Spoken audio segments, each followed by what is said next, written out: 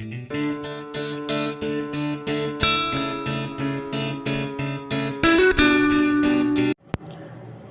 alaikum students, welcome to my YouTube channel Seek Success and I am Professor Zara.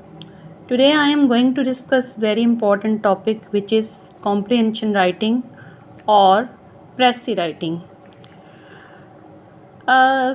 प्रेसी writing के बारे में बहुत सारे स्टूडेंट्स कंफ्यूज होते हैं कि what is meant by प्रेसी writing, what is comprehension writing, क्योंकि शुरू से उनको प्रैक्टिस नहीं करवाई जाती तो इसलिए उनको काफ़ी कंफ्यूजन रहती है।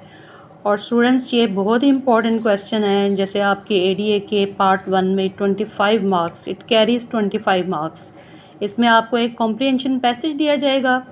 बी पोर्शन में, बी सेक्शन में एक कॉम्प्रिहेंशन पैसेज दिया जाता है जिसमें जो है 10 मार्क्स के उसके जो हैं वो शॉर्ट क्वेश्चन आंसर्स होते हैं और इसमें 15 मार्क्स की प्रेसी होती है। प्रेसी बेसिकली जो कॉम्प्रिहेंशन पैसेज होता है ना, उसको प्रिसाइज करके लिखना होता है। तो प्रेसी का मतलब ही ये है कि to precise something, to summarise something. तो अगर आप प्रेसी राइटिंग के रूल्स और रेगुलेशन को अच्छे तरह से समझ लेते हैं, कर लेते हैं, और अगर आप प्रेसी राइटिंग की अच्छे से प्रैक्टिस कर लेते हैं तो ये आपके 25 मार्क्स कहीं नहीं जाने वाले। इसके अलावा ये एडीएस में भी 15 मार्क्स का क्वेश्चन इंक्लूडेड होता है। दीगर जो डिसिप्लिन्स वगैरह होते हैं उनमें भी ये क्वेश्चन इंक्लूडेड होता है, यानी कि हर लिहाज से ये क्वेश्चन बहुत इंपॉर्टेंट है। और वैसे भी अगर आप आपके प्रोफेशनल लाइफ में आगे आप जॉब्स वगैरह में किसी चीज़ को आपको समराइज़ करने के लिए या कोई भी नोट्स वगैरह प्रिपेयर करने के लिए, तो आपको एक समराइजिंग जो है ना, एक बड़ा एक इम्पॉर्टेंट एलिमेंट होता है, एक बड़ा अहम जो है वो फीचर है राइटिंग का। तो इसकी आपको प्रैक्टिस होनी चाहिए।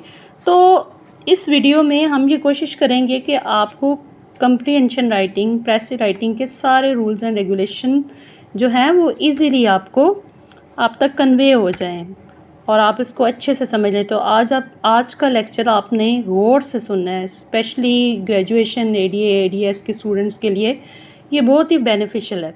तो सबसे पहले इसकी डेफिनेशन से स्टार्ट करते हैं।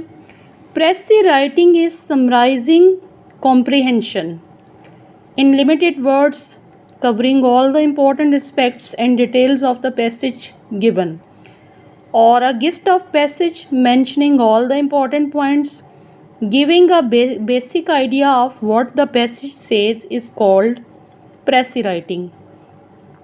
यानी कि प्रेसी राइटिंग एक पैसेज को मुख्तसर तौर पे करने का नाम है। मुख्तसर का मतलब ये नहीं है कि आप उसको प्रिसाइजली जस्ट आप उसको लिख दें, आपने इसमें उस पैसेज के सारे इम्पोर्टेंट पॉइंट्स को कवर करना होता है और आपने उसको प्रिसाइजली जो है और रेलेवेंसी के साथ आपने उसको जो है वो अटेम्प्ट करना होता है और उसमें कोई एक भी इम्पॉर्टेंट पॉइंट स्किप नहीं होना चाहिए। अब आ जाते हैं इसके रूल्स की तरफ। What are the rules of precis writing? तो फर्स्ट ऑफ ऑल, जब आपके पास कॉम्प्रिहेंशन पैसेज आए तो आपने सबसे पहले ये करना है कि read the comprehension passage carefully. आपने एटलीस्ट 2-3 बार उस कॉम्प्रिहेंशन पैसेज को केयरफुली पढ़ना है। If you will read it carefully then you will able to solve it. आप सारे इम्पॉर्टेंट को भी आपने जो है वो मद्देनज़र रखना है। आपने जो इसके इम्पॉर्टेंट पॉइंट्स हैं उसको आपने देखना है। सेकंड इसका जो है पॉइंट यही बन रहा है कि you have to note the important points. आपने इम्पॉर्टेंट पॉइंट्स को नोट डाउन कर लेना है। वहाँ पे जो आपको थोड़े से वर्ड्स डिफरेंट या कॉम्प्लेक्स लग रहे हैं उनको आपने अंडरलाइन भी कर लेना। तो सबसे पहले you have to read the comprehension carefully, then second point जो है note down the important points.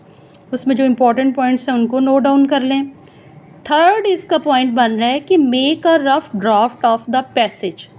आपने उस पैसेज का एक रफ ड्राफ्ट बना लेना है। आपने ये नहीं कि पहली अटैम्प्ट में उसको नीट कर लेना है, आपने उसको अच्छे से गौर से पढ़ना है और फिर उसका रफ ड्राफ्ट बना लेना है।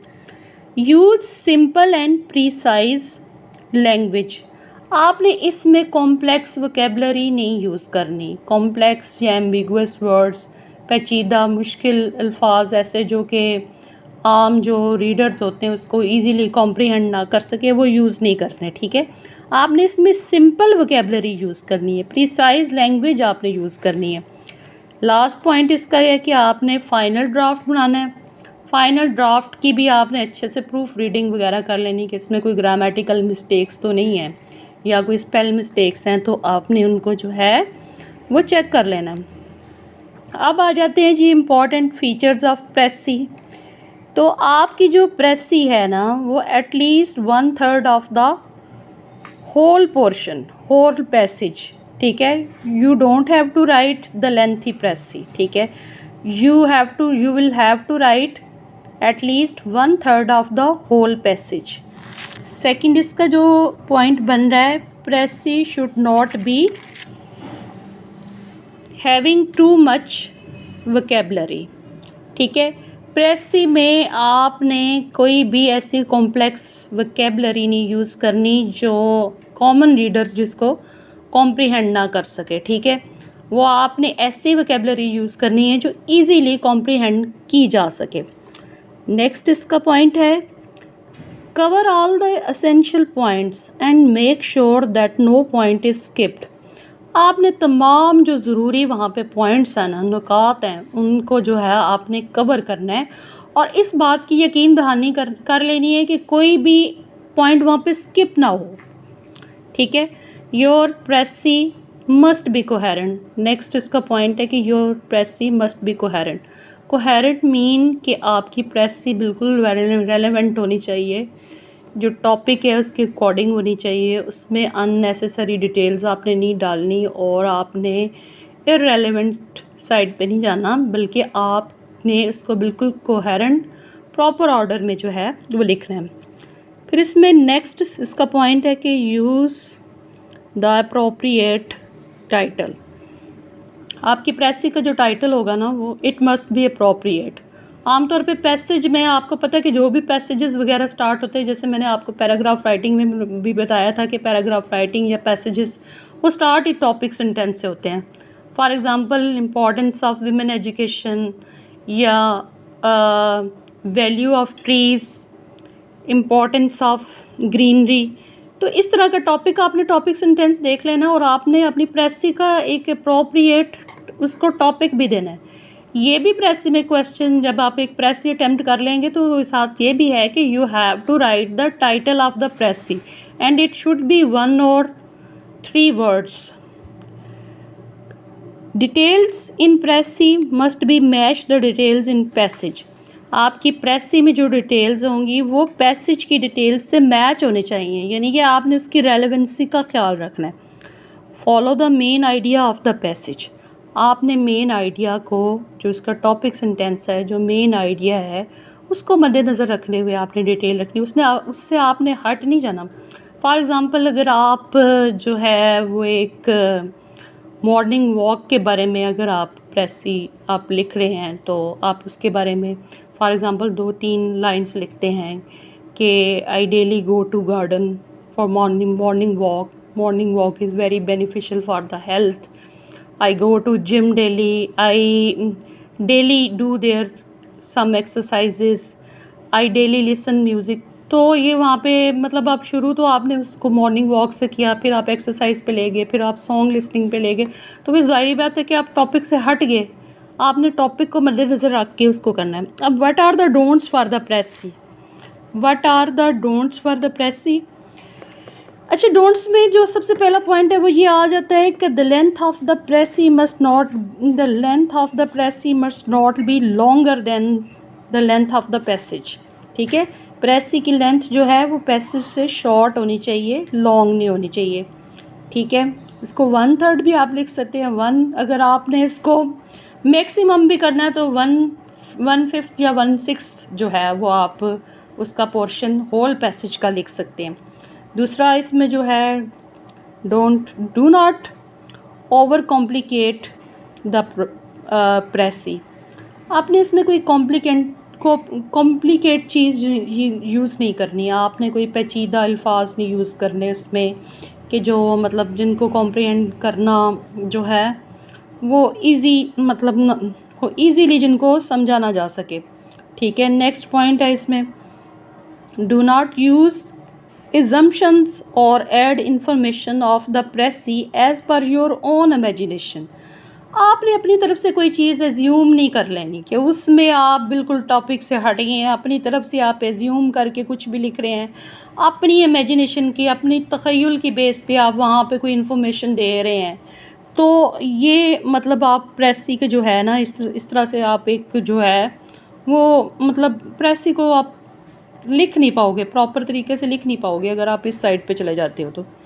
नेक्स्ट इसमें पॉइंट है, do not give your own opinion और क्रिटिसिज्म ओवर द कॉम्प्रिहेंशन।